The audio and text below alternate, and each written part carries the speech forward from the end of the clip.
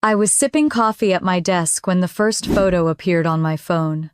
White roses, silk tablecloth, sunlight spilling through a vineyard terrace. The caption read, "Can't wait for Emily and Ryan's big day." My fingers scrolled automatically, recognizing faces one by one, our cousins, college friends, even our old babysitter. The list of tagged guests stretched long and glowing like a family tree I no longer belonged to. I searched again, certain I'd missed it. But my name wasn't there, not in the tags, not in the comments. Just silence where I should have been. My chest went hollow. I called my mother. She answered, after 2 rings, voice bright but tight like she'd been rehearsing. "Laura, sweetheart, don't make this about you. It's Emily's day." I almost laughed, a sound that cracked halfway out of my throat. "About me," I whispered, but she was already talking about seating charts and florists. The call ended, leaving me with the hum of the office lights and the soft tremor of my own breath. In that moment, I realized I hadn't just been left off the guest list. I'd been erased from my own family. Rain streaked the windows of my building, thin and steady, a gray curtain against the Seattle skyline. I stared at the drizzle until the reflection of my face blurred. I told myself not to overreact. Maybe it was an oversight, a digital mistake. Families mess up. But when I opened Instagram again, there was Mom's comment under Emily's post. "Our beautiful girl can't wait for your big day," and Dad's reply with champagne emojis. I scrolled to my own recent post about the downtown project my firm had finished. Not a single word from either of them. The ache behind my ribs spread like frost. Funny how silence could sound so loud when it came from the people who'd raised you. I stayed at my desk long after everyone else left the office, slowly emptying, until only the hum of the HVAC and the click of distant elevators remained. The city outside was washed clean by rain, headlights sliding like ghosts over wet asphalt. My phone buzzed again. This time it was a text from Dad. "We thought it might be best to keep things simple. You and Emily always seem to clash. Don't ruin her big day." I stared at the words until they blurred, until I could taste the bitterness behind them. Then I typed, "Got it." Wouldn't want to make things complicated. I didn't hit send. I deleted the message instead because some truths didn't need witnesses. Back home, the apartment felt colder than usual. I poured wine, curled up on the couch, and watched the city lights flicker across the glass coffee table. For years, I'd played the part they gave me, the responsible one. The problem solver. The sister who never asked for too much. Emily was the spark, the golden one. The girl who cried and got comforted, who failed and got forgiven. I was the steady one, which in our family meant invisible. I remembered her first heartbreak the night she sobbed into the phone at 2 a.m. And I drove 40 minutes with ice cream and tissues. Mom had called later to thank me for handling it like I was some kind of emotional cleanup crew. I'd told myself it didn't matter that love wasn't a scoreboard. But staring at that wedding post, I finally understood scoreboards only matter when you realize you've been playing alone. The rain deepened outside, a soft percussion against the balcony doors. I opened the fridge for leftovers, then closed it again without eating. My mind kept replaying Mom's voice, sweet and sharp. "Don't make it about you." The same line she'd used when Emily forgot my birthday, when Dad accidentally used my savings to cover Emily's tuition shortfall. Every family has a script, and ours was simple. Emily shines, Laura stabilizes, and Mom narrates it all as love. But love shouldn't feel like erasure. I walked to the window and pressed my palm against the cool glass. Somewhere down the street, a car alarm went off, then faded. I watched the reflections of other people's windows, families cooking dinner, laughter spilling out of apartments, and wondered when mine had stopped feeling like one. I thought of calling again, demanding an explanation, but I already knew how that conversation would go. Mom would sigh, Dad would retreat behind silence, and Emily would post another picture of her intimate celebration, hashtags like number family forever, attached like a cruel joke. My phone buzzed. For a heartbeat, I thought maybe someone had come to their senses. Instead, it was Maya, my best friend since college. "You should see this," her message said. A photo followed. Ryan, the groom, to be standing too close to a woman at a dimly lit bar, his hand resting on her hip like it belonged there. The timestamp 2 nights ago. My stomach didn't drop. It didn't need to. Something inside me had already gone still. I stared at the image until the edges blurred. "Who's she?" I typed. Maya replied, "No idea. Bartender said he's been there before. He's handsy." I closed the chat, letting the phone dim in my hand. Outside, thunder rolled faintly across the sound. Maybe this was the universe's cruel sense of symmetry. They'd left me out to keep the peace, but peace built on lies never lasts. Families like mine didn't implode in one moment. They eroded slowly, until only habit held them together. I poured another glass of wine and let the warmth burn down the back of my throat. They'd always underestimated me because I didn't scream or demand. But silence could be dangerous when it stopped meaning surrender. By midnight, the rain had become a steady hiss, a lullaby for the restless. I sat on the floor by the window, scrolling through the photos again, Emily glowing in lace at her bridal fitting. Mom's heart emojis, Dad's proud comment, "Our baby girl deserves the best." I zoomed in on that phrase. Our baby girl. He'd never written anything under my promotion post, not even a proud of you. Maybe that was what hurt the most, not the exclusion but the familiarity of it. Like I should have expected to be left out. The clock blinked 12:45 when my phone lit up one last time. A message from Mom. "Don't take this personally, honey. Emily just wanted to keep things small. You know how you two can get." I set the phone face down, jaw tight. "How we can get," I muttered, as if I were the problem. As if I hadn't spent years holding her together. The weight of it pressed down until I couldn't tell whether I wanted to cry or laugh. Instead, I just sat there listening to the rain drum against the glass like a heartbeat that wasn't mine. When the lights of a passing car flashed through the room, I caught my reflection in the window, tired eyes, wine glass in hand, the faintest hint of something sharp curling at the edges of my mouth. Not grief. Not yet. Something colder. Cleaner. Maybe clarity. I thought about the photo Maya had sent about Ryan's smug grin and Emily's blind trust. I thought about Mom's text, Dad's silence, the way they all assumed I'd accept it quietly. Then I whispered to the reflection, the words forming slow and certain. They thought I'd stay silent. They forgot silence can also be the beginning of revenge. The next morning, the rain had stopped, leaving the Seattle air damp and silver. I woke up to the sound of my phone buzzing on the nightstand. A new post from Emily, a photo of her holding a bouquet of pale pink peonies, sunlight kissing her hair. The caption read, "Sisters forever. Can't wait to celebrate with my favorite people." I stared at the words until the letters blurred.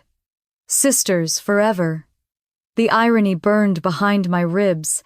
I made coffee and stood by the window watching the street below shimmer with leftover rain. The smell reminded me of Spokane, the old neighborhood we grew up in, the cracked sidewalk, the lilac bush by the porch, the way Mom used to hum while making pancakes. I used to think those mornings meant love. Now they just felt like rehearsals for pretending everything was fine. I was 8 when I learned what fairness really meant in our house. Emily spilled milk all over Dad's tax papers, started crying, and Mom's first words were, "Laura, you should have been watching her." I remember standing there holding a towel, milk dripping onto my bare feet, thinking maybe I'd been born into the wrong role. The one who cleans up, the one who takes the blame. It only got worse as we got older. In middle school, I came home excited after winning a science fair. Emily was sulking because she'd forgotten her lines in the school play. Mom hugged her first. "Don't worry, sweetheart, not everyone can be good at everything." Then she turned to me and said, "Be nice to your sister. You know how sensitive she is." That word followed us everywhere, sensitive. It was the family's magic shield, the reason Emily could do anything without consequence. By the time I turned 16, I'd stopped expecting fairness. I got straight A's, helped around the house, and learned to keep my victories quiet. When Emily got her driver's license, Dad gave her his old car. I'd been walking to work at the grocery store for a year, saving for a used one. Mom said, "You're so responsible, Laura. You'll manage." That was her way of saying, "You don't need what she does." Sometimes I wonder if my parents even realized how much they relied on that narrative, the steady one versus the fragile one. It made them feel balanced, like they were doing something right. But what it really did was teach me that love in our house was conditional, and the conditions never worked in my favor. When I was 26, Emily called me crying. "It's my dream, Laura," she said. "A photography studio downtown. I just need someone to co-sign the lease.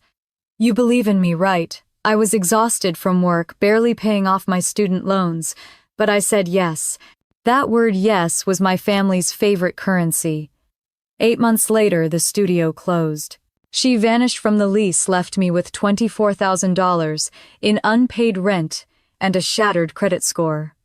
When I told Mom, she sighed like I'd disappointed her. "She didn't mean it, Laura. You know how she gets overwhelmed." Dad said nothing. That silence was worse than any excuse. It was confirmation that in our family I was the insurance policy. Now, staring into my coffee, I could feel the same exhaustion settling in my bones. My phone buzzed again, Mom calling.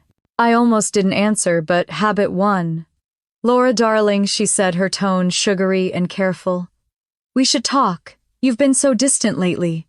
"Why wasn't I invited to the wedding?" I asked. No preamble, just truth. A pause stretched on the line. "Oh, sweetheart, it was Emily's decision. You know how sensitive she is. She didn't want any tension." "Tension," I said quietly. "You mean history. The kind where she ruins my credit and you call it love." Her voice sharpened. "Don't be cruel, Laura. After all we've done for you," I cut her off. "You mean after all I've done for you? Because every time Emily falls, you hand me a broom." The silence that followed wasn't empty. It was loaded. "You've always been dramatic," she finally said. "I just wanted a simple wedding. No conflict. Simple," I laughed, a dry sound that startled even me. "Leaving your daughter off the guest list isn't simple. It's cowardly." Her breath hitched, but she didn't apologize. She just sighed the way she always did when she wanted me to drop it. "You'll understand when you have your own family." I hung up before she could finish. The old guilt tried to creep in, but this time it hit a wall. I wasn't the same girl who used to believe her size meant wisdom. That evening, Maya texted, "You free for coffee?" I said yes. We met at a small cafe near Lake Union, the kind of place that smelled like cinnamon and burnt espresso. Maya looked at me the way only a friend who's seen you fall apart can. "You look like someone who hasn't slept since the 90 seconds, she said. "Clothes," I said, stirring my drink. "Try since the wedding announcement." She leaned forward. "So they really didn't invite you? Not even a save the date? Not even a pity text?" "Jesus," she muttered. "Your mom's unbelievable." "She's consistent," I said. "That's worse." Maya studied me. "You've been the family's fixer for too long, Lau. They don't see you. They use you. Every time something breaks, they call you not because they trust you, but because you'll never say no." Her words hit harder than I expected. "I used to think that was love," I said. "It's not. It's emotional labor dressed up as loyalty." We sat in silence for a while. The cafe window reflected our faces, hers clear, mine half hidden by glare. Maya spoke again, softer now. "You think they excluded you to keep peace?" I nodded. She shook her head. "Maybe it wasn't about peace. Maybe it was about keeping secrets." I looked at her, pulse quickening. "What do you mean? I don't know yet," she said. "But I've worked enough weddings to know families like yours don't hide people, they hide stories." The air between us shifted. For a moment, I could almost hear the hum of something waiting to surface. When I got home, the city had gone quiet. The rain had started again, soft and rhythmic. I turned on a lamp, the warm light cutting through the dimness. On the shelf above my desk were family photos, Christmas, Thanksgiving, birthdays. I picked one up, Thanksgiving 2015, Emily front and center, flashing her perfect smile. Mom's hand on her shoulder. Dad leaning in close, and me half out of frame holding a tray of food, smiling like I belonged. I zoomed in on the picture until my own face filled the screen. I didn't look jealous or bitter, just tired. The kind of tired that comes from years of being useful. I closed the laptop and leaned back in my chair, listening to the rain hit the windows. Maybe I'd been erased so many times that even they'd started believing I didn't exist. But something inside me was shifting now, slow and certain. Not anger, something steadier. Resolve. I whispered it aloud just to hear the words. I was never part of the picture. Maybe it's time to draw a new one. Outside, thunder rolled faintly across the water. Somewhere in some fancy vineyard in Napa, my family was planning a wedding without me. Let them. I wasn't the shadow anymore. I was the storm they didn't see coming. By Friday morning, the office was humming with weekend chatter, the smell of coffee and printer toner thick in the air. I kept my eyes on the blueprint spread across my desk, pretending not to notice the flash of my phone lighting up every few seconds. More photos from Napa Valley. Bridesmaids in matching silk robes. Emily twirling in a vineyard like she'd been born into sunlight. The family group chat buzzed, non-stop dad talking about flight schedules, mom sharing the caterer's post, cousins dropping heart emojis like confetti. I wasn't in the chat anymore, but someone had forwarded me the screenshots as if pity could pass for inclusion. I muted my phone, forcing myself to focus on work, but the sound of laughter from a nearby cubicle broke my concentration. My coworker Nicole leaned over the partition. "Hey, isn't your sister marrying that tech guy Ryan?" Something I nodded, bracing. My cousin works at his company. She says he's kind of intense. Nicole made a face, lowering her voice. And not in the romantic way. "What does that mean?" I asked, though I wasn't sure I wanted the answer. She heard rumors. Flirted with half the office before they announced the engagement. Guess everyone has a past, right? She smiled apologetically and walked away, leaving the air thick with something sour. I stared at the blueprint, the lines and measurements blurring. Everyone has a past, some just hide it better than others. That afternoon I grabbed lunch alone at the cafe downstairs, scrolling through my messages in a half-daze. A new notification blinked in my Instagram requests. "You don't know half of what's happening at that wedding." The account was private, no profile photo. I froze, thumb hovering over the screen. I almost deleted it, but something curiosity instinct made me reply. "Who is this?" No response. The message stayed there, pulsing like a heartbeat. By the time I got home that evening, my head was pounding. The apartment felt too quiet, the kind of quiet that makes you aware of your own breathing. I poured a glass of wine and turned on the lamp, the warm light softening the edges of the room. On the table lay a glossy magazine. Mom had sent weeks ago, Pacific Weddings, how to host an elegant vineyard ceremony. Emily and Ryan's engagement photo smiled from the cover. Perfect teeth, perfect lighting, perfect lie. I flipped it open, scanning the article. When asked about her inspiration, Emily Bennett says, "Family means everything." I laughed out loud, the sound bitter and small. Family meant everything, just not mine. The phone buzzed again. "Maya, you home, yeah? Good. You're gonna want to sit down for this." 15 minutes later she arrived, rain dripping from her hair, eyes serious. She dropped her bag on the couch and pulled out her phone. "Remember that woman in the bar photo? The one Ryan was all over?" "Yeah," I said. "What about her?" "Her name's Vanessa. Used to work for him. My friend Alyssa handles event logistics for his company. Says Vanessa left suddenly after an HR complaint, inappropriate behavior. No one talked about it, but everyone knew." My stomach turned. When 2 weeks after his engagement went public, I stared at her. "Jesus." Maya nodded. "There's more. Alyssa said he's been seen around town with her again.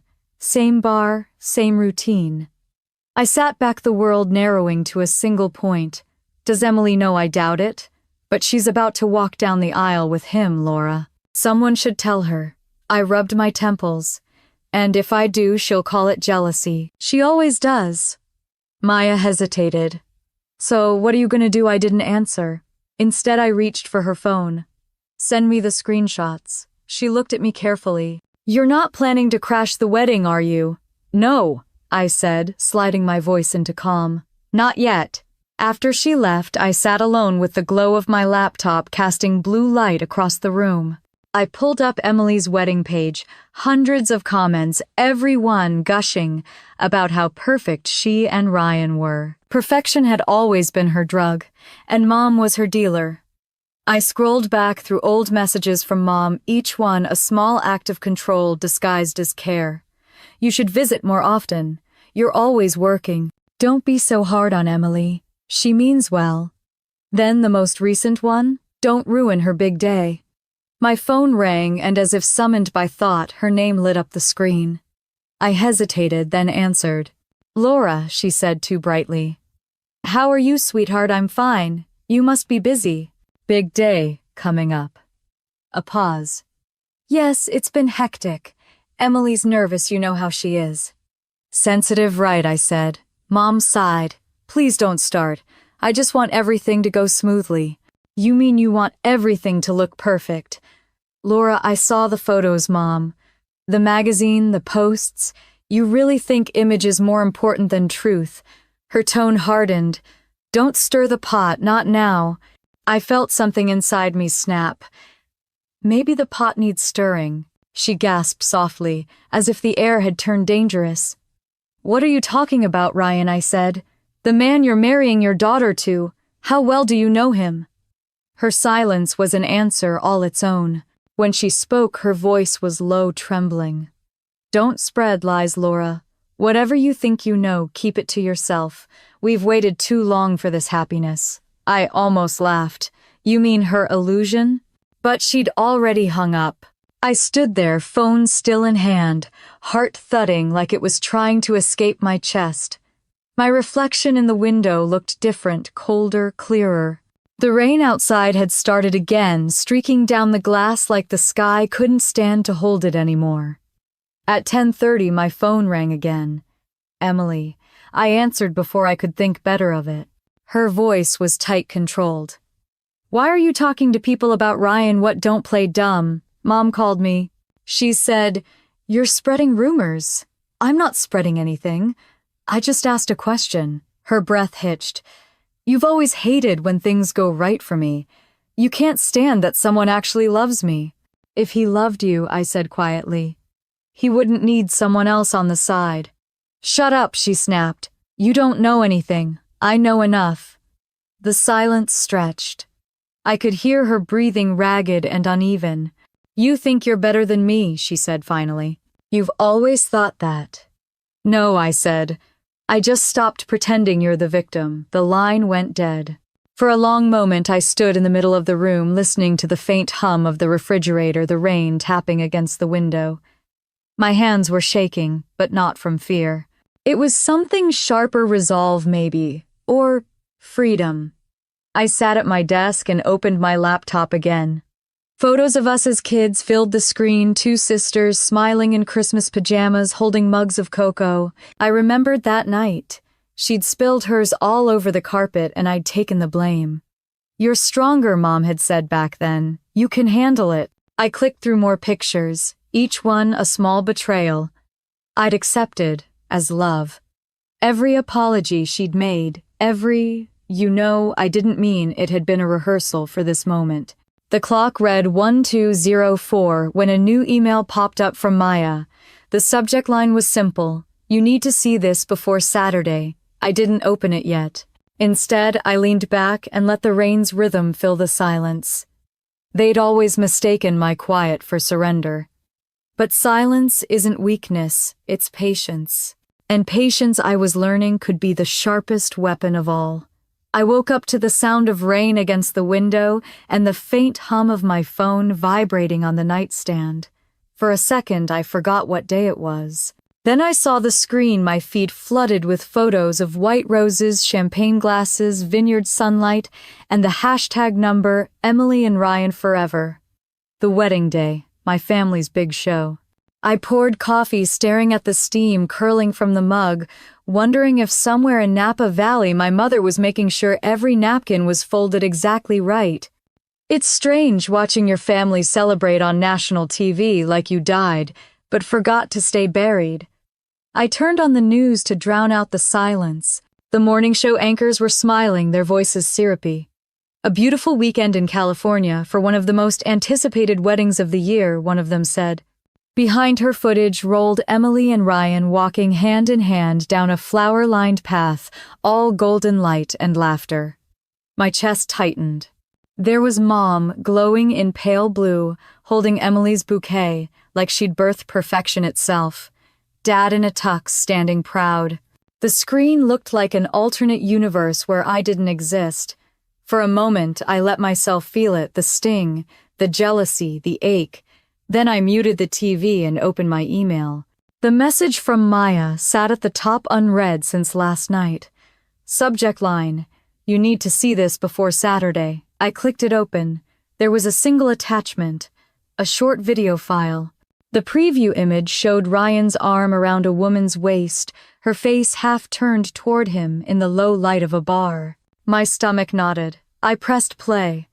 Ryan was laughing, drink in hand, slurring slightly. "Emily's sweet," he said to someone off camera. "Naive as hell but sweet, thinks she's marrying a saint."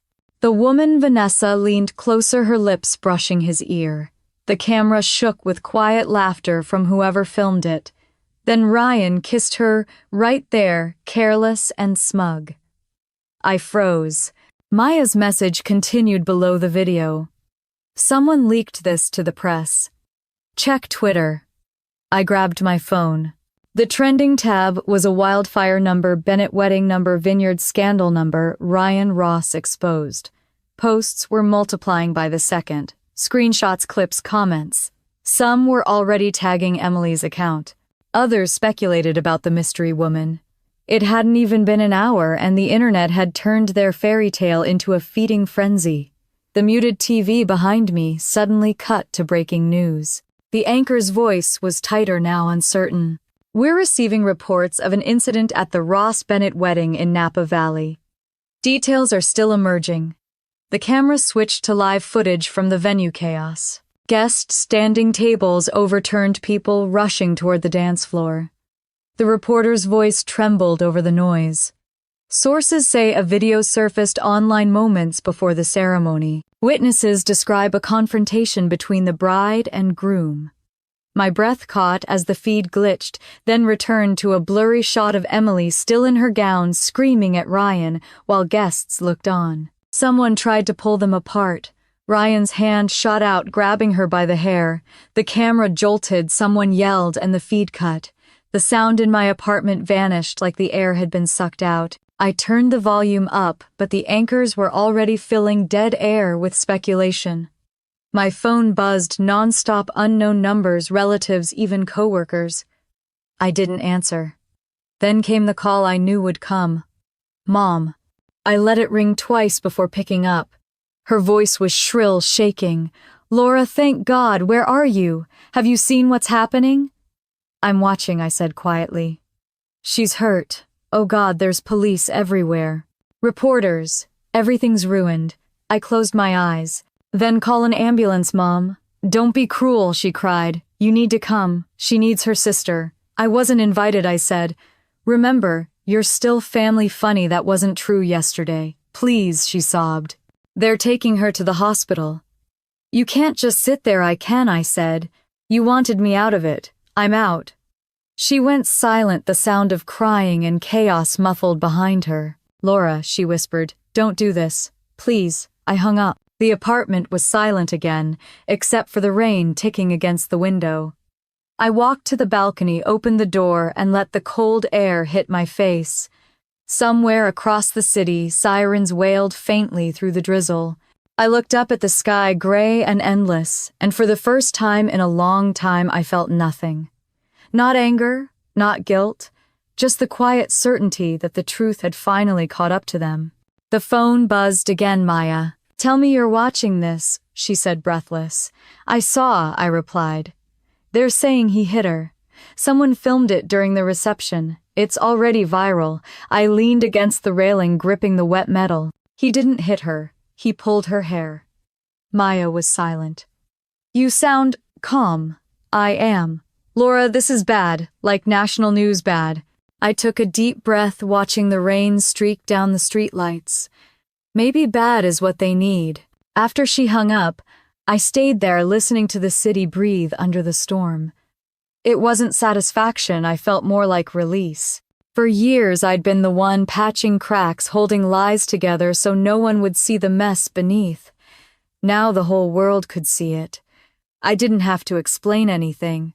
By nightfall, every network was running the footage. Luxury vineyard wedding descends into chaos. Groom accused of assaulting bride in front of guests. Family declines to comment. The photos of Emily in her dress hair, disheveled, mascara-streaked eyes wide with horror were everywhere. The same mother who once curated every post, every perfect smile, was now hiding behind drawn curtains, refusing reporters at the gate. My inbox filled with messages from relatives I hadn't heard from in years. You were right about him. I can't believe it. How are your parents holding up? I didn't answer any of them. Instead, I poured another cup of coffee and sat by the window, the glow of the TV flickering across the room. On screen, the reporter stood outside the hospital. Sources confirm the bride sustained minor injuries. The groom, Ryan Ross, has been taken into custody for questioning. I whispered it to myself just once. Karma. Mom called again, but I let it go to voicemail. I didn't need to hear her voice to know what she'd say. Help us. Fix this. Be the good daughter again. The city outside was quiet now, streets gleaming under the streetlights. I could still hear faint laughter from the bar down the block, the world moving on like it always does. I glanced at my phone one last time. A text from Maya. Emily's at the hospital. She's asking for you. Do you want to go? I stared at the message until the screen dimmed. The rain outside had slowed to a drizzle, gentle but unrelenting. I set the phone face down on the table. Not yet. The television droned softly behind me, the reporter repeating, "The Bennett family has declined to comment." I took a sip of coffee, watching my reflection in the window, calm, still alive. For once, I didn't feel like the shadow they'd cast me as. I was the only one left standing outside the wreckage, untouched by the fire they'd lit themselves. And in the soft hum of the rain, I heard my own voice, quiet but steady. For years they told me silence was peace. They never realized silence could also be power. The day after the wedding felt like waking up after a storm you hadn't survived, but still had to clean up. The rain had stopped, leaving the air heavy and stale. My phone was a graveyard of missed calls. Mom, Dad, unknown numbers, even a local reporter who somehow got my contact. I stared at the screen until another message appeared from Dad. She's home. Please come. I set the phone face down and poured coffee. Funny how disaster brought invitations faster than love ever did. On the news, the anchors had switched from shock to curiosity, dissecting the scandal like vultures circling the same carcass. The Bennett-Ross wedding fallout continues, one said, with a professional smile. Sources confirm the bride is recovering at home after the viral altercation with her groom.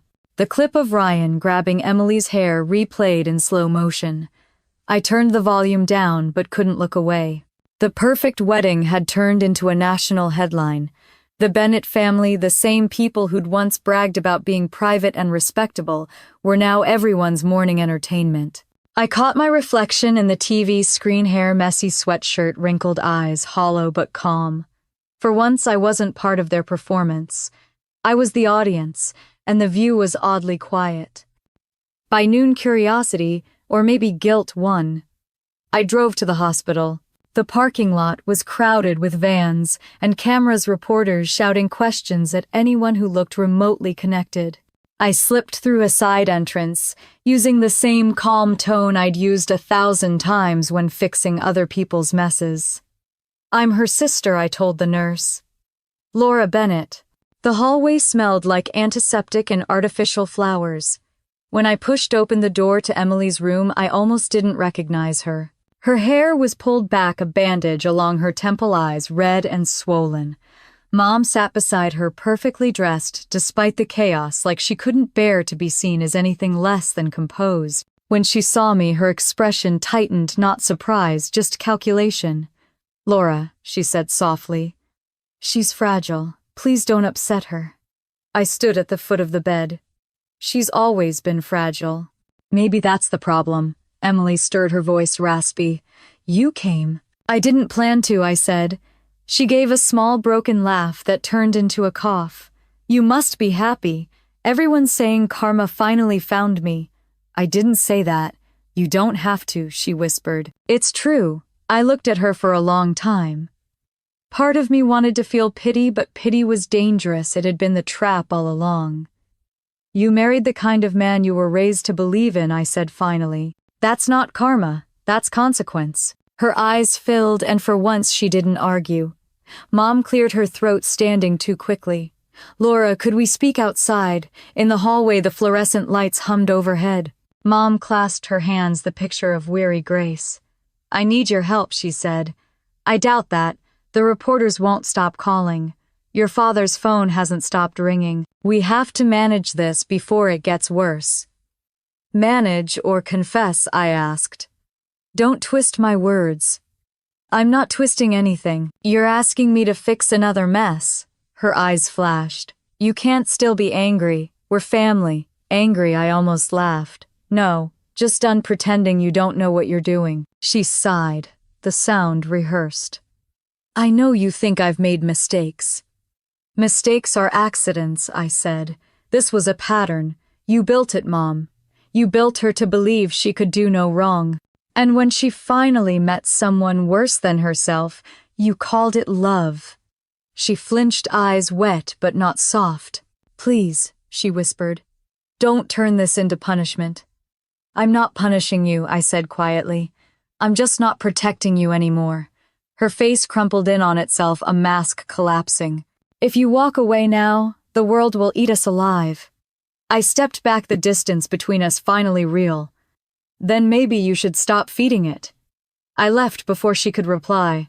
Dad was waiting near the elevator's, hands shoved deep in his coat pockets. He looked older than I remembered, smaller somehow. When he saw me, his shoulders sagged with relief and regret all at once. "Thank you for coming," he said. "I didn't come for them," I replied. He nodded slowly. "I don't blame you." For a long moment, neither of us spoke. The elevator doors opened, then closed again. Finally, he said, "Your mother's not herself. She hasn't slept. She keeps saying it's her fault." "It is," I said. He looked down. "I should have stopped her." "You didn't stop anything," I said softly. "You just kept the peace." "That's not love, Dad. That's surrender." He swallowed hard, then reached into his coat and pulled out an envelope. "I wanted you to have this." Inside were mortgage papers, old and yellowed at the edges. My name was listed as a co-owner, then crossed out in a newer document replaced by Emily's. "When did this happen?" I asked. "Last year," he said, shame thick in his voice. "Your mother thought it was better for the family. You were busy traveling. She said you wouldn't mind." I laughed under my breath, the sound sharp. "Of course she did." He tried to meet my eyes. "We'll fix it, Laura." "No," I said, folding the papers back into the envelope. "You'll live with it." I walked out before he could answer. The air outside the hospital was cool and damp. Reporters clustered near the entrance, cameras pointed at every shadow. I kept my head down, blending into the noise. When I reached my car, I sat behind the wheel, staring at my hands. For years I'd begged for a seat at their table. Now they were all on the floor asking for help. I drove aimlessly through neighborhoods I didn't recognize until I found myself parked in front of our old house on Willow Street. The yard was overgrown, the porch lights off. A single news van sat across the road engine, idling, waiting for a glimpse of someone worth filming. I rolled down the window and listened to the silence. Maybe this was how peace felt, empty but honest. That night, Maya came by with a bottle of red wine. She took one look at me and shook her head. "You look like you've seen a ghost." "More like I finally buried one," I said. She poured 2 glasses. "So, are you going to forgive them?" I laughed low and humorless. Forgiveness feels overrated.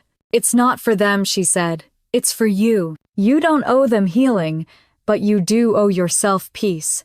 Peace feels like abandonment. Maybe you've been mistaking exhaustion for love, she said quietly. We drank in silence after that, the kind of silence that didn't feel heavy. For once I didn't have to explain. When she left, the apartment was dark except for the faint glow of the TV. The news anchor was wrapping up the night's broadcast. Sources confirm that Emily Bennett remains in stable condition. The family has declined to comment. I turned the TV off and stared out the window. The rain had started again, slow and steady, streaking down the glass like cracks of light. I thought about Emily in that hospital bed, Mom, rehearsing another apology, Dad clutching his guilt like prayer beads. I wasn't their fixer anymore, but I wasn't their destroyer either. Not yet. The truth doesn't vanish when you stop talking about it. It waits, and it always finds its way out. A week after the wedding, the noise had finally died down. The tabloids had moved on to fresher scandals, and my family was quietly trying to fade from the spotlight. I hadn't spoken to anyone since the hospital. Then, one morning, my phone buzzed with a message from Mrs. Albright, our old neighbor on Willow Street. "Laura, are your parents moving? There's a truck outside and men carrying boxes. Looks like they're selling." I stared at the message for a long moment, the words twisting something deep in my chest. That house had raised me on a diet of rules and guilt, and still some part of me thought it would stand forever. I grabbed my keys and drove without thinking. The neighborhood looked smaller than I remembered. Lawns, overgrown mailboxes rusted, a faint smell of pine and rain in the air. When I turned onto our street, the sight stopped me cold. A white moving van was parked in front of the Bennett house. The porch light was on in broad daylight, just like always. Mom's voice drifted from inside, sharp and directive, ordering the movers which boxes to take. She looked up when I stepped through the open door. "Laura," she said, too sweet, too rehearsed. "What a surprise. We're just reorganizing before the refinance." The living room was chaos. Cardboard boxes labeled kitchen and storage cluttered the floor. Dust motes floated through sunlight that cut across the old family photos still hanging on the wall. I noticed a small for sale sign half hidden by hydrangeas outside the front window.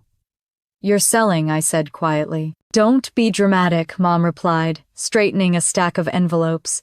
"We're just exploring options." Her tone was calm, but her hands trembled. Something was off. I bent to pick up a photo that had fallen face down on the floor, Emily and me in front of the fireplace at Christmas, her smile bright, mine strained. When I looked up, Mom was already turning away, avoiding my eyes. "I could help if you told me what's going on," I said. She forced a smile. "You've done enough." In the kitchen, boxes lined the counter. A drawer stood half open, papers spilling out. I reached for them, automatically organizing, but one document caught my eye. A mortgage statement, recent, not old. The date printed across the top read only 2 months before the wedding. My name was typed neatly on the line that said co-applicant. My breath caught. I hadn't signed a mortgage in over a decade. I flipped to the second page. My signature was there, perfectly forged. "What is this?" I asked, voice sharp. Mom froze. "Laura, please. You took out another loan under my name." She blinked, lips trembling. "It was temporary. We just needed to refinance after the pandemic. Your father and I." "Don't," I said, shaking my head. "Don't lie." Dad's footsteps sounded from the hallway. He appeared pale and tired, wiping his hands on a rag. "Laura, we can explain. Explain how you forged my name on a mortgage for a house that's not even mine anymore." He looked down, silent. Mom crossed her arms, her voice turning defensive. "We did what we had to do to keep the family afloat. It's our home, yours too. Everything we've done has been for you girls." "For us," I said, disbelief hardening into fury. "You mean for Emily? You sold my name like it was another piece of furniture." Her jaw tightened. "You're being ungrateful. After all we sacrificed, I laughed bitterly. "You stole from me. You signed my name and called it love." The air in the kitchen went still. Dad rubbed his forehead, looking smaller with every word. We thought you'd understand. Understand what? That you trusted me enough to clean up your messes, but not enough to tell me the truth. Mom's voice rose, shaking. If you hadn't pulled away, if you'd been part of this family, none of this would have been necessary. Something inside me snapped, not loud, just final. You always said family meant sticking together, but it's never been together, Mom. It's been me holding everything up while you all leaned harder. Her eyes glistened, but I didn't believe it was guilt. It was fear. The fear of losing control. I walked past them to the study, my pulse steady now. The room smelled like old books and cedar, same as it always had.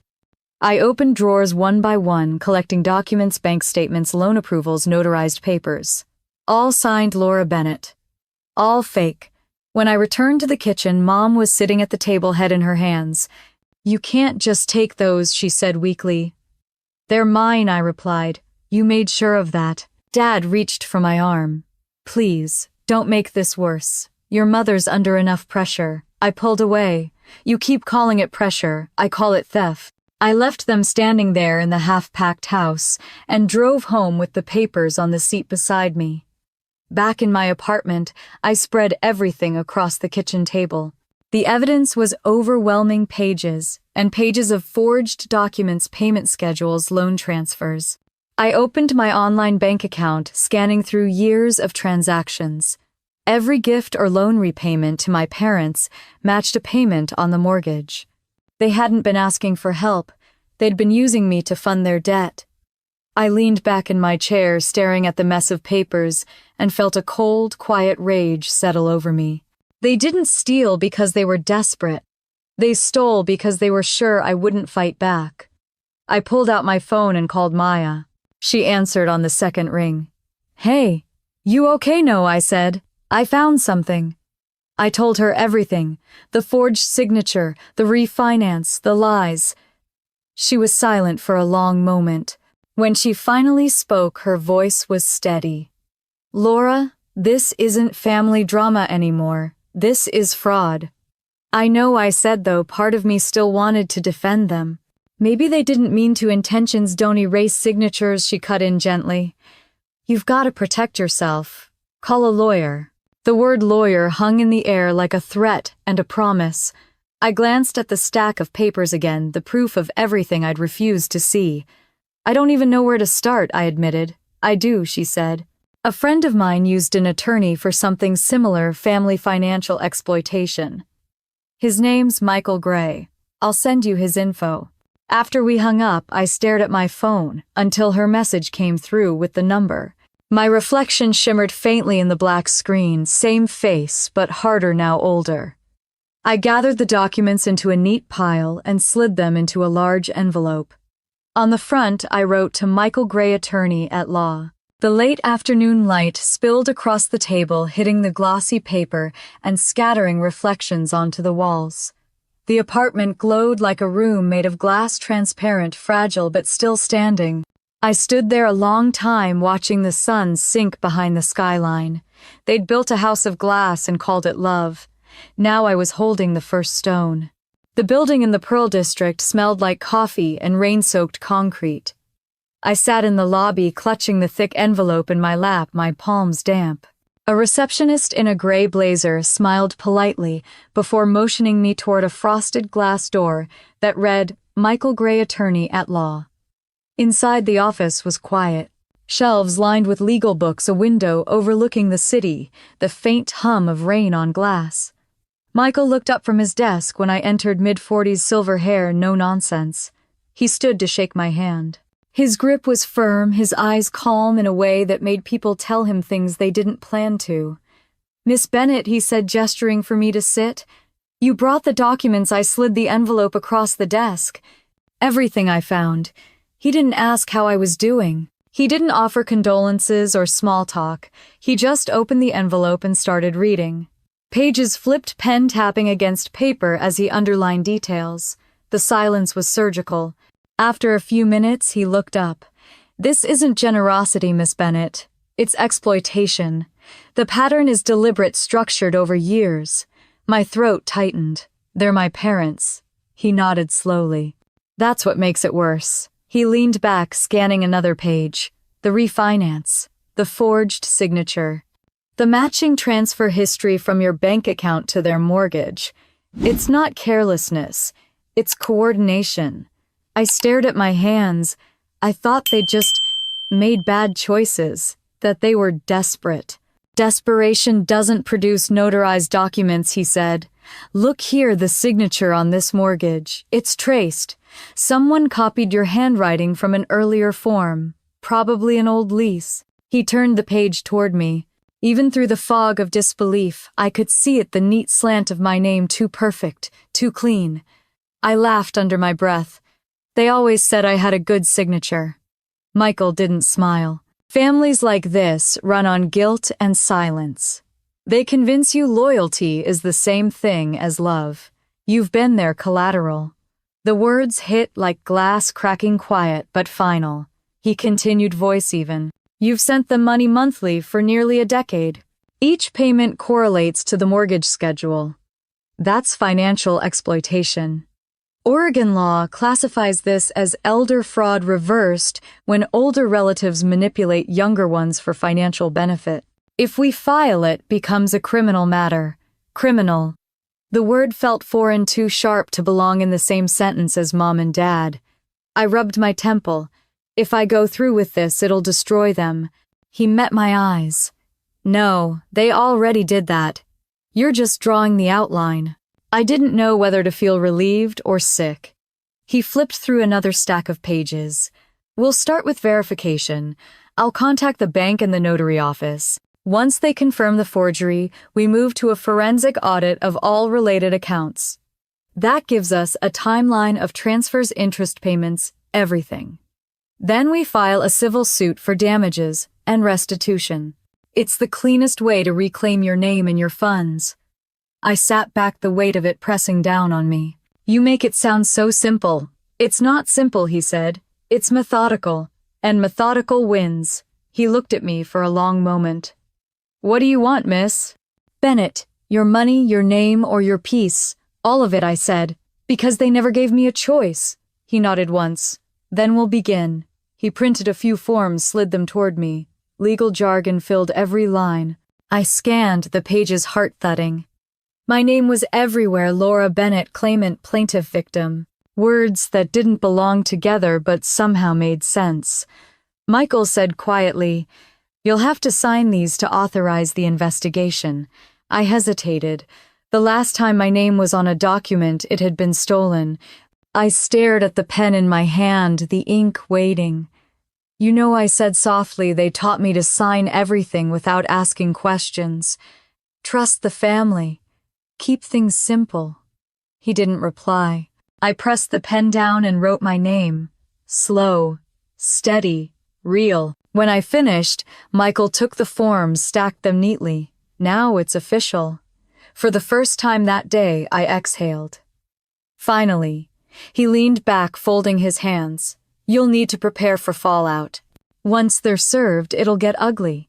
They'll plead confusion, memory lapses, emotional manipulation, whatever buys sympathy. Do not engage. Every message goes through me. I nodded, trying to absorb it all. And if they call, let it ring. I almost smiled. That might be the hardest part. Michael smiled faintly. Justice always costs something. When I left his office, the rain had softened to a mist. The city glowed under the gray sky, slick streets, reflecting passing headlights. I stopped at a corner, watching the light change from red to green, feeling the world move again. In the car, I sat for a long time before turning the key. The envelope of copies lay on the passenger seat, the papers rustling faintly with each gust of wind through the cracked window. I thought about my mother's voice all the time. She'd said, "We're just doing what's best for the family." I realized now that family had always meant her version of survival.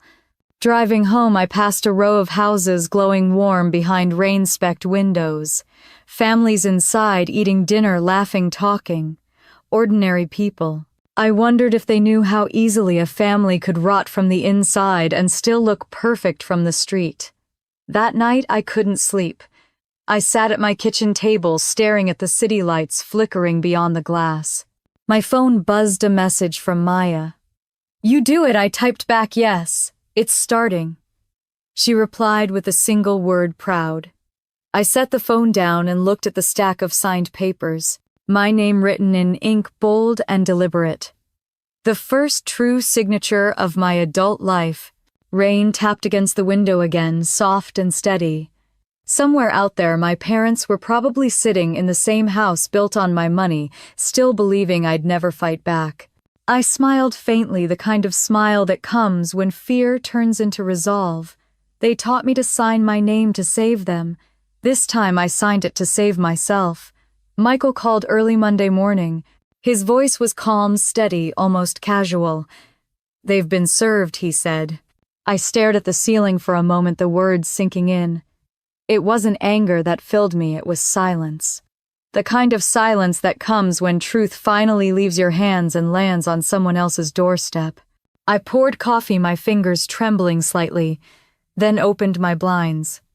The city looked washed clean from the night's rain, but I knew better. Somewhere across town, a process server had just handed my parents an envelope stamped "Notice of Civil Claim." By noon, the fallout began. Mom called first. 3 missed calls, then a voicemail. "Laura, sweetheart, please. How could you do this to us? We're your family." Then Dad, a text that read, "Please talk to me before this goes too far." Emily's message came last, colder than the rest. "Mom's falling apart. Are you proud now?" I stared at the screen until it went dark. Then I forwarded everything to Michael. Minutes later, his reply buzzed in. "They're not talking to you. They're negotiating. Don't respond." I didn't. By evening, the news found out. The headline flashed across the Portland Tribune website, "Bennett family faces fraud allegations from daughter." My name was right there in the first line next to words like forgery, civil lawsuit, and financial exploitation. For years, I'd been invisible in my family's stories, edited out of wedding photos left off invitation lists. Now my name was everywhere. Not as a footnote, but as the author. The article wasn't cruel, just factual. Architect Laura Bennett has filed a civil suit against her parents Helen and Robert Bennett, citing financial misconduct involving forged documents and misuse of funds. The words felt sterile on paper, but alive inside me, like truth finally breathing after years underground.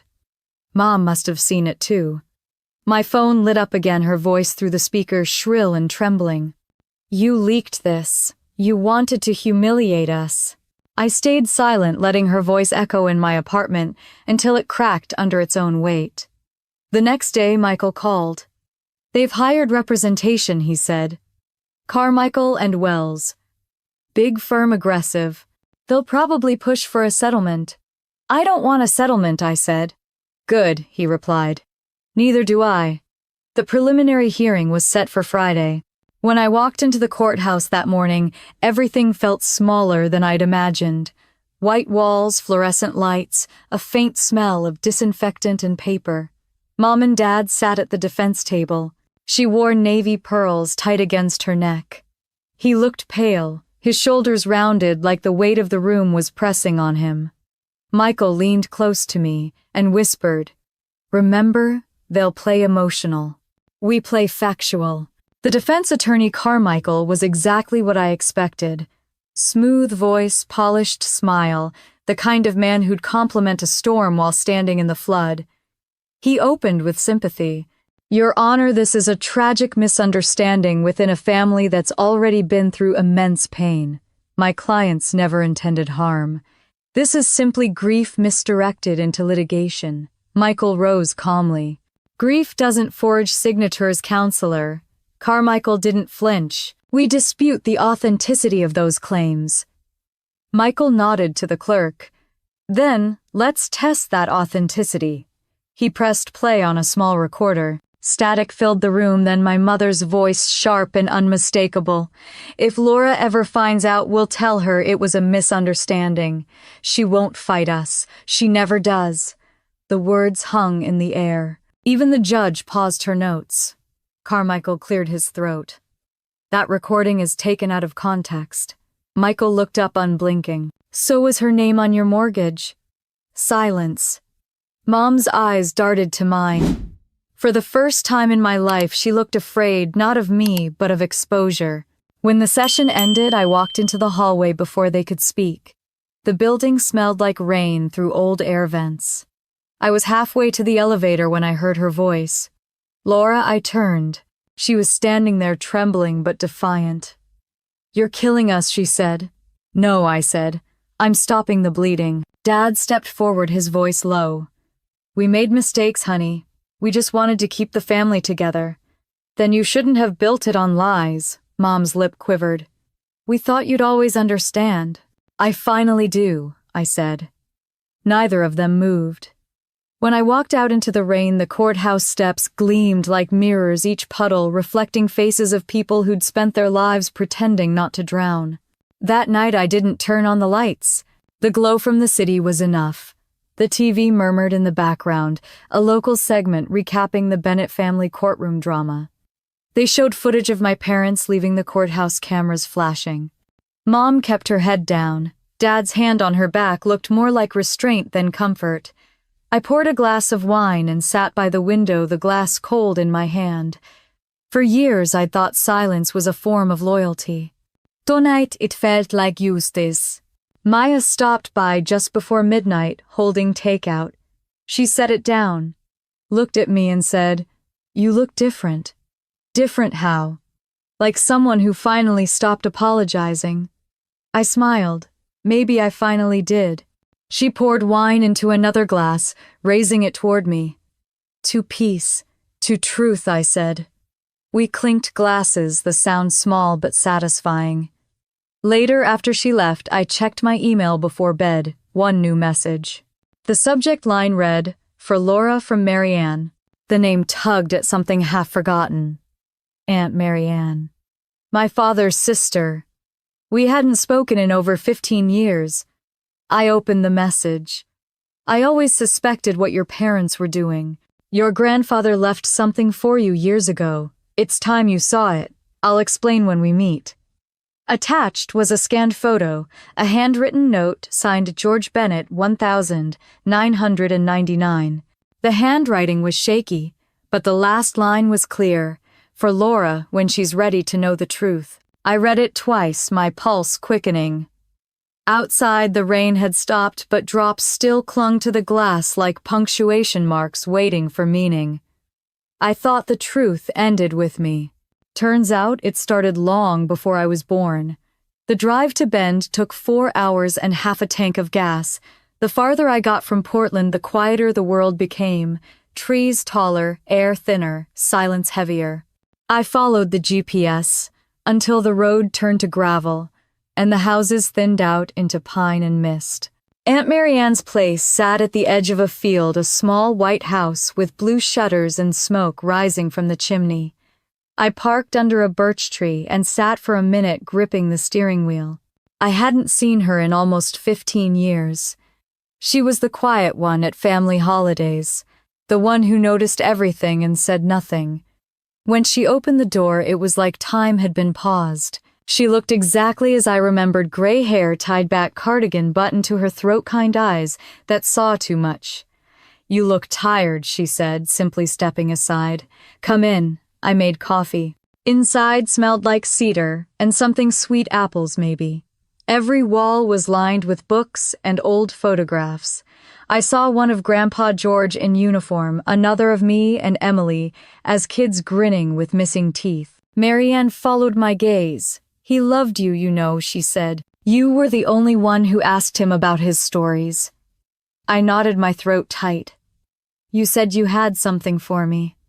She studied me for a moment, then motioned toward a small desk near the window. A metal safe sat on top, its paint chipped but sturdy. She turned the dial with practiced fingers, then pulled out a thick yellowed envelope sealed with wax. Across the front, in my grandfather's handwriting, were the words, "For Laura Bennett." My stomach flipped. "He left something," Marianne nodded. "He gave me this before he passed, told me to hold on to it until you came asking." I opened the envelope carefully. Inside was a copy of his will. The paper was fragile, the ink fading around the edges. My eyes caught my name midway down the page. "To my granddaughter Laura Bennett, I leave the family home at Willow Street and the trust fund established in her name to ensure her independence and freedom to choose her own path." I read it twice before the meaning hit. The house. The one they'd refinanced under my name, stolen out from under me. I looked up, my voice barely above a whisper. "This says the house was mine." Marianne's expression softened, equal parts sorrow and anger. It was, until they changed it. Changed it how she reached into a drawer and pulled out another document, newer, crisp and cold. "Your parents had a lawyer draft an amendment. It claimed you declined the inheritance because you were financially stable. They presented it as your decision." I stared at her, numb. "I never saw this. I never signed anything." "I know," she said quietly. "I checked. The signature on that form isn't yours. It's a forgery." The words felt like a blow. My parents hadn't just taken my money, they'd erased my name from my grandfather's legacy. Marianne handed me a small glass of water. "I warned your father once, told him this would come back. He said, 'Laura won't make trouble.' She never does." The phrase stabbed through me, echoes of my mother's voice saying the same thing on that old recording. I sat back, feeling the room spin. "Why didn't you tell me sooner?" "Because I thought you knew," she said softly. "And because I was scared of what it would cost you to find out." I folded the will back into its envelope. "He left me that house so I wouldn't depend on them, and they used it to keep me trapped. They built their comfort out of your future," she said, "and they were sure you'd never find out." Outside, the wind picked up, rattling the windows. The fire crackled in the hearth. I looked at my grandfather's photo on the mantel, his smile faint, eyes steady. They took everything I said, everything he wanted me to have. Marianne didn't answer. She just stood crossed to a small wooden box on a side table and opened it. Inside was a USB drive. "He knew they might try something," she said. "He recorded a message. Said it was for you, in case of deceit." My hands shook as I plugged it into her laptop. The screen flickered. Then my grandfather's face appeared, older, thinner, sitting in his study, surrounded by books. His voice was quiet but sure. "If you're watching this, Laura, it means the family I built forgot what family means. Your grandmother used to say, 'You were born with my eyes steady, even when you're scared.' I hope that's still true. I left that house and the trust for you not because of money, but because I wanted you to have freedom. Freedom to choose to walk away if you ever needed to." He paused, looking down for a moment, then back up. "If they took that from you, then you know what to do. Your strength is your inheritance. Don't let them tell you otherwise." The video ended with the faint sound of him laughing softly. Then the screen went black. I sat there staring at the reflection of my own face on the dark laptop screen. For years I'd tried to be the dutiful daughter, the fixer, the reliable one, the quiet one. And all along they'd been rewriting the truth, banking on my silence. Marianne placed a hand on my shoulder. "He saw through them long before you did," she said. "He just hoped you wouldn't have to fight this battle." I nodded slowly, blinking back tears. "He gave me the map. I just never thought I'd have to use it." When I finally spoke again, my voice was steady. "Can I keep these? They're yours," she said. "Always were." I gathered the documents, the will, the forged amendment, the flash drive, and slid them into my bag. The weight of them felt heavier than metal. Outside, the afternoon sky had turned the color of ash. Snow flurries drifted across the yard, catching in the branches like ghosts. I turned to Marianne at the doorway. "You think this will be enough to end it?" She smiled sadly. "It won't end it, but it'll make them answer for it." I nodded, pulling my coat tight. "That's enough for me." As I started the car, the engine hummed low, the heater struggling against the cold. I looked at the envelope on the passenger seat, the faded handwriting of a man who'd believed in me before anyone else did. They thought they'd buried my inheritance under paperwork and forged signatures. Too bad I learned how to dig. The courthouse smelled like paper and rain. I'd been here before, same marble floors, same nervous hum of voices, but this time I wasn't the one trembling. Michael walked beside me, his black umbrella dripping water onto the tile. He carried the briefcase like it was nothing, though inside it sat the two things that could destroy everything my parents had built: the original will and my grandfather's recording. The air in the courtroom felt thicker than usual. Mom sat at the defense table in her tailored navy suit, pearls shining like armor. Dad looked smaller, eyes hollow, skin pale. Emily was there too, silent, her hands twisting the strap of her purse. Across from them, their lawyer Carmichael smiled like he already knew the ending. I took my seat beside Michael's, smoothing my coat, my heart steady for once. The judge entered. Honorable Sandra Martinez, silver hair pulled into a knot, her gaze as sharp as a scalpel. The bailiff called the room to order, and just like that, the second round began. Carmichael stood first, all polished confidence. "Your Honor," he began, "this is a family matter that has already suffered enough public exposure. The plaintiff's recent evidence is outdated, irrelevant, and clearly motivated by revenge rather than restitution." Michael rose calmly, buttoning his jacket. "We'll let the evidence speak for itself." The judge nodded. "Proceed." Michael placed the first document on the projector screen. It was yellowed, edges frayed, but the signature at the bottom was bold and familiar. "This," he said, "is the original will of George Bennett, dated the 14th of May, 1999. Certified by his attorney Richard Haynes, whose affidavit has been submitted to this court." He read aloud, "To my granddaughter Laura Bennett. I leave the family home at Willow Street and her trust fund to ensure her independence and freedom to choose her own path." You could hear the air leave the room.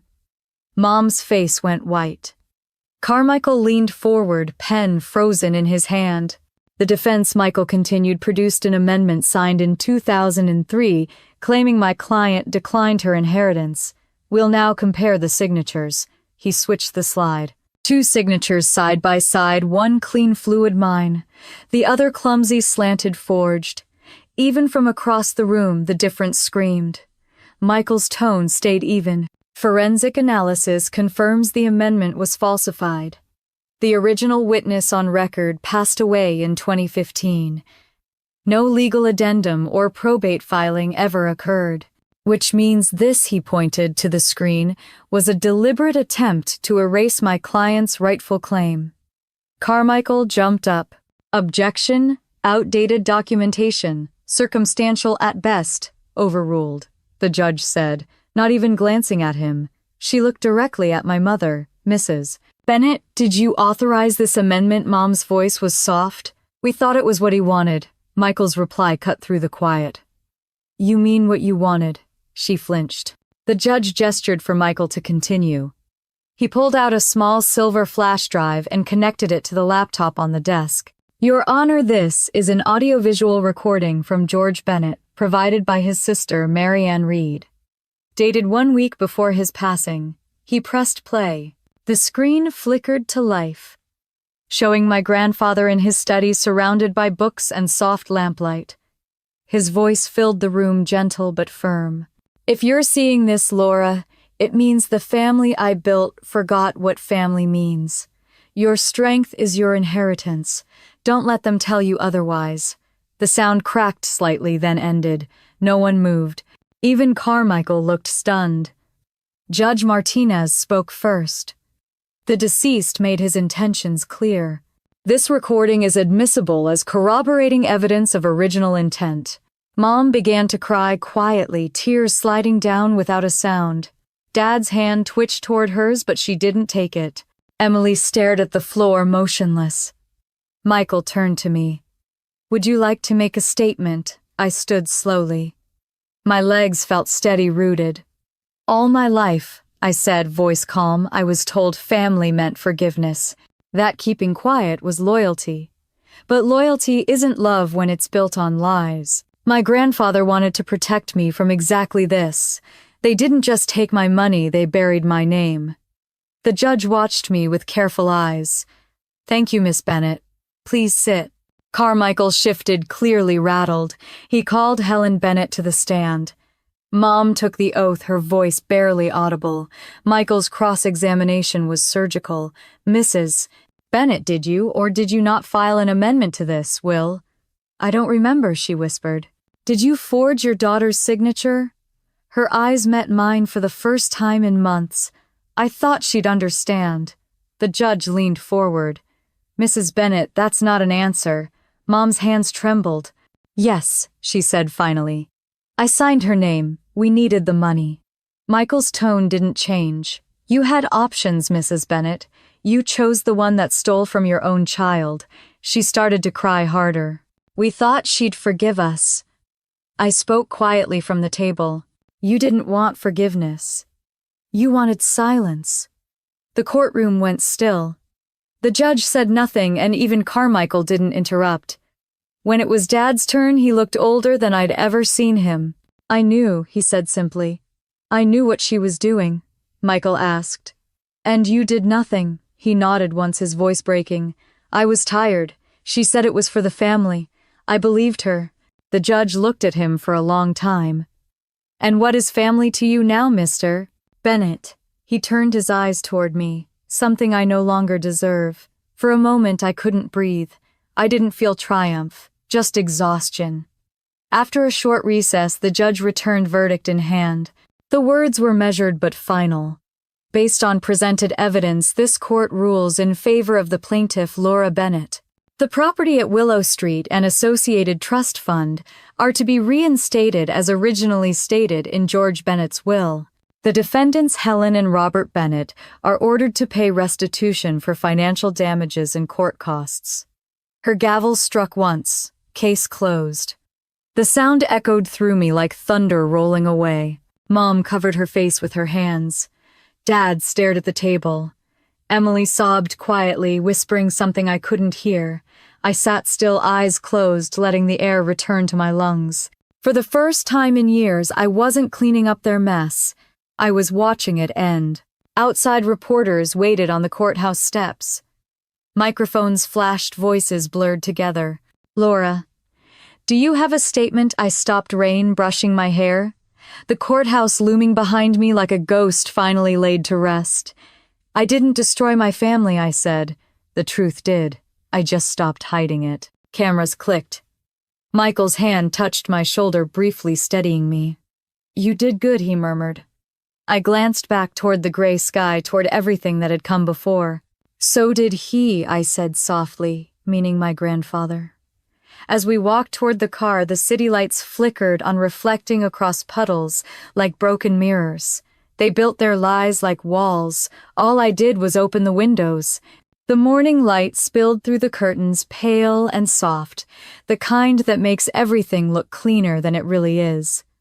A week had passed since the verdict, and the world outside had already moved on. Inside, though, everything still felt heavy, like the air itself remembered. I stood in the middle of my apartment, surrounded by half-filled boxes, the kind that say you're going somewhere but aren't sure if it's forward or back. The deed had come in the mail 2 days earlier, crisp and official. Owner Laura Bennett. The house on Willow Street was mine again. I thought it would feel like victory. Instead, it felt like gravity. I drove out there that afternoon. The street looked smaller, quieter, like the years had shrunk it. The for sale sign was gone, the porch light still burned in daylight, just like it always had. When I turned the key, the door creaked open with the same groan I remembered from childhood. Dust drifted through the light. Every corner held an echo. The kitchen still smelled faintly of cedar and lemon polish. The spot where Mom used to stir soup was now just a scar on the counter. The dining room window still had that crack from when Emily and I played catch inside. I traced it with my finger, smiling despite myself. The house hadn't changed, it was me who had. I walked upstairs, slow, each step a memory. The bedroom I'd once painted light blue was faded to gray. My old trophies were gone, but the nail holes on the wall still lined up like punctuation marks from another life. I sat on the edge of the bed and listened to the creaks of wood settling under my weight. For the first time in years, I wasn't an intruder here. I spent the rest of the afternoon cleaning opening windows, sweeping out years of stale air. It felt almost sacred, reclaiming something that had once been stolen. As the sun set, the house grew warmer, not from heat, but from the feeling that maybe it could forgive me for leaving. That night, a letter arrived in the mailbox. No return address, but I recognized the handwriting immediately, my mother's. I hesitated before opening it. Laura, we never meant for it to end like this. Your father isn't well. I know you don't want to hear from us, but please remember the good years. I hope someday you'll understand that we thought we were doing what was best. Love, Mom. The words were familiar, carefully balanced between apology and excuse. I folded the letter back into its envelope and slid it into the drawer beside me. I didn't tear it up, but I didn't answer either. They were still trying to rewrite the story, but I didn't need to read it anymore. A few nights later, the phone rang just past midnight.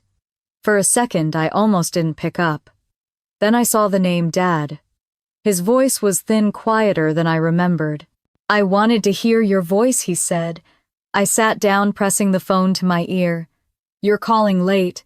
I don't sleep much these days. A pause. I'm sorry for everything. We talked for a while about nothing. How the trees looked in autumn, how the house must feel empty now. He asked if I'd kept the old swing in the backyard. I said I had. There was a long silence after that, the kind that feels heavier than words. Take care of yourself, I said finally. You too, sweetheart. When I hung up, I didn't cry. The sound of his voice had settled something I didn't know was still unsettled. Not forgiveness, not closure, just quiet. The next morning, someone knocked on the door. I opened it, to find Emily standing on the porch, hands shoved deep into her coat pockets, eyes red-rimmed, but steady. Hey, she said softly. Hey, she looked older, worn down.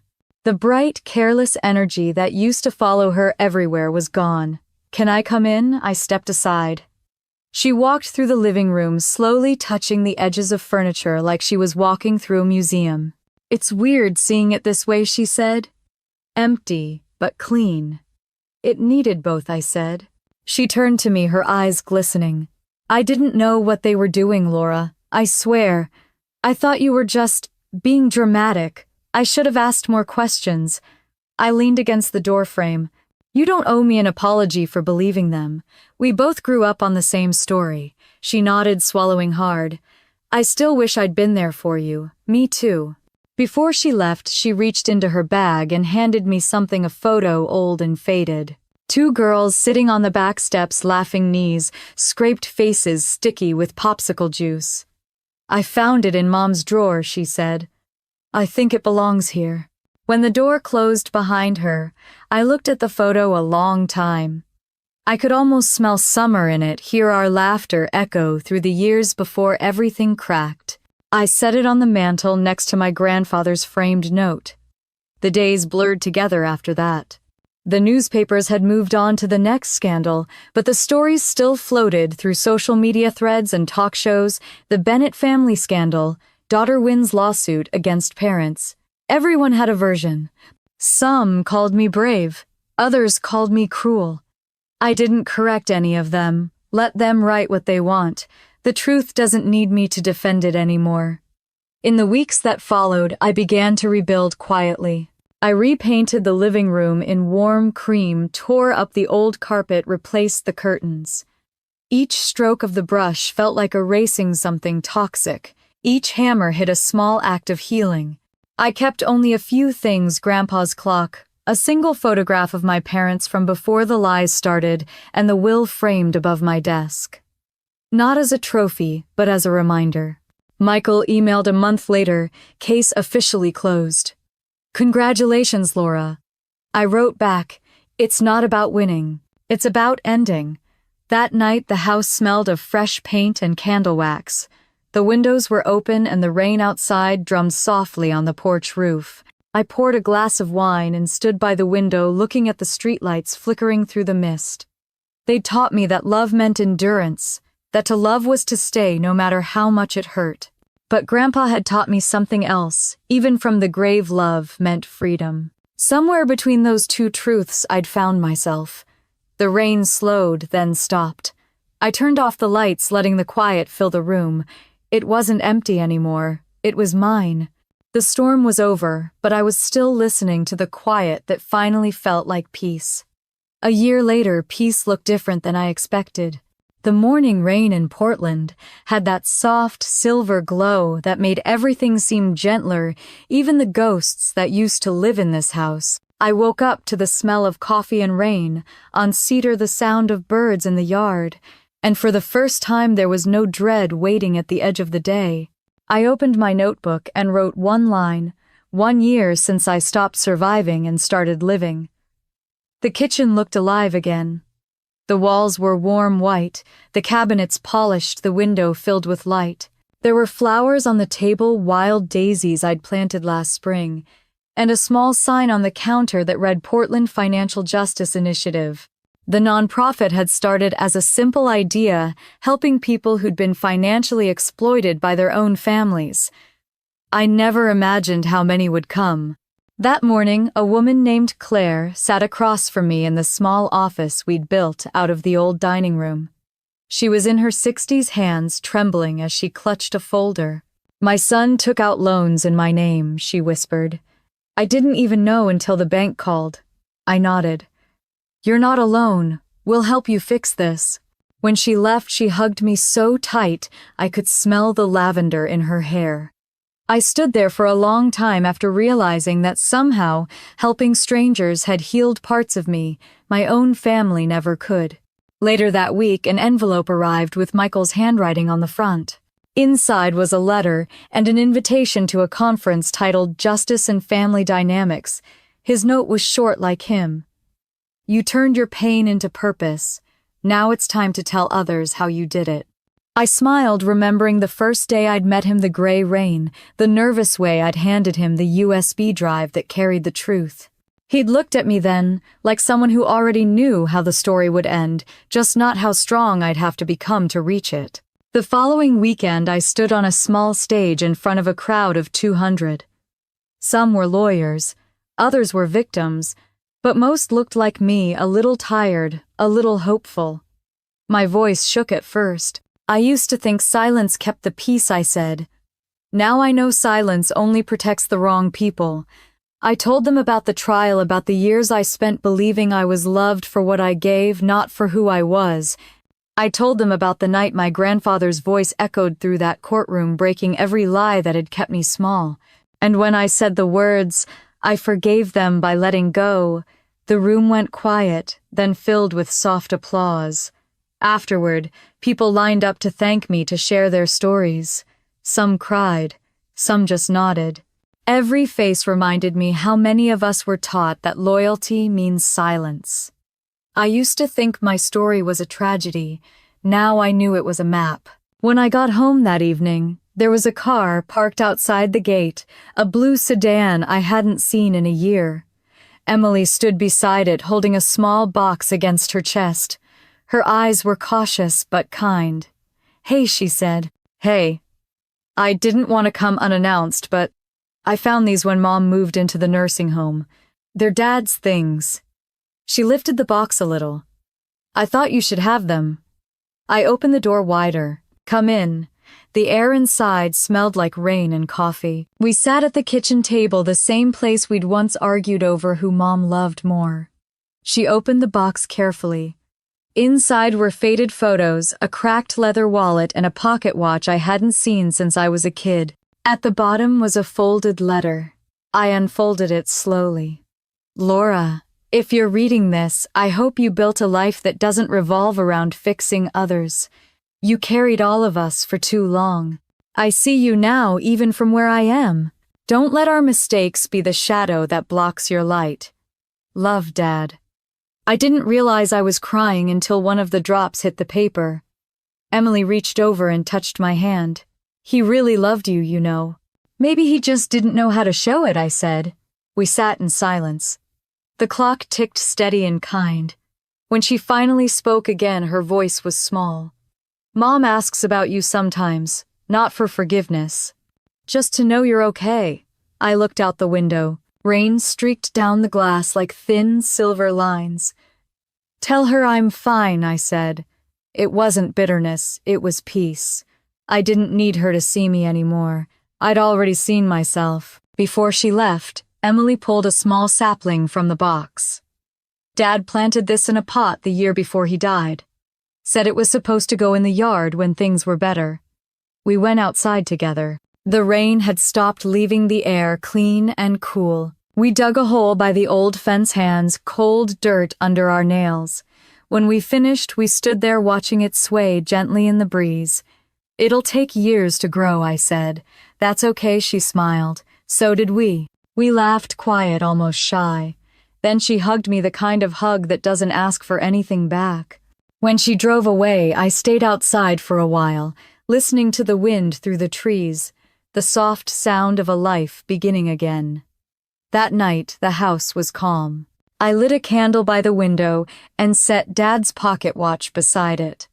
The steady ticking filled the room like a heartbeat. I took out my journal and wrote, "Forgiveness doesn't erase the past. It just stops it from controlling the future." The rain started again, tapping against the glass like applause for something only I could hear. For the first time in a long time, I didn't feel haunted. I felt free. If you've ever been the one holding your family together while they let you fall apart, this is for you. You're not weak for walking away. You're brave for choosing peace. Tell me in the comments if you've been there. Share your story. Maybe someone else will find courage in it. And if this story reminded you of your own, hit like or subscribe, so someone out there who's still in the dark can find their way back to themselves too. I didn't get my family back. I got myself back. And maybe that was the point all along.